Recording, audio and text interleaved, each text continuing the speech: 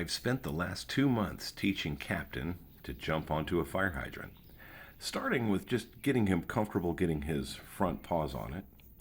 But we were only 1 or 2 sessions in when I went ahead and just lifted his back feet on. I started by just getting him on those side pegs, and then from there, he lifted his feet onto the ring. Then, with more reps, I just eventually would just lift him all the way on and set him on the ring. I taught him to stand on it and then move on it long before I ever taught him to jump on it because he's just not quite big enough yet.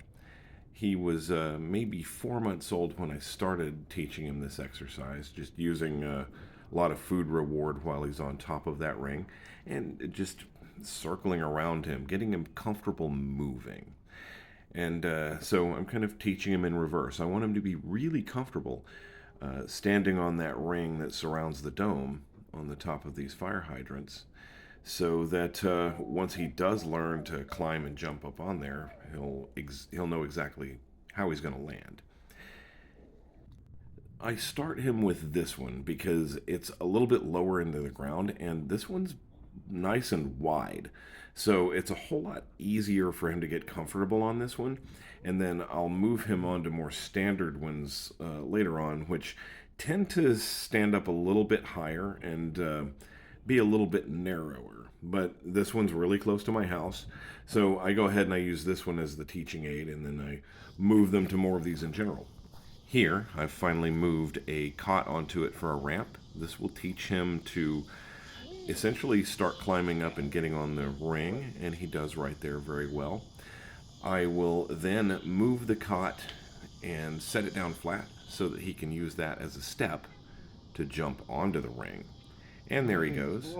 And then I will ultimately just remove the cot altogether and let him go ahead and jump from the ground, which he does quite well once I get his attention on it. There he goes.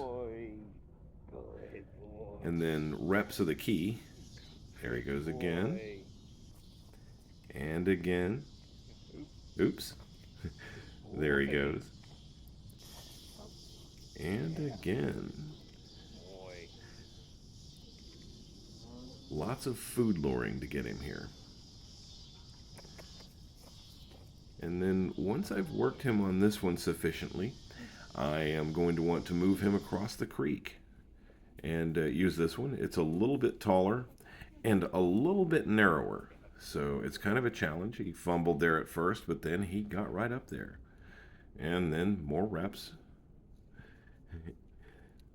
A little bit less sure, but he's a hard worker and he pushes through. And then this hydrant is just down the block from me on my street. It is also pretty tall. It's not as broad as the first one, but it's a nice solid one. So this is another good one to proof him on. And he's coming close to mastering this one. He's getting really comfortable.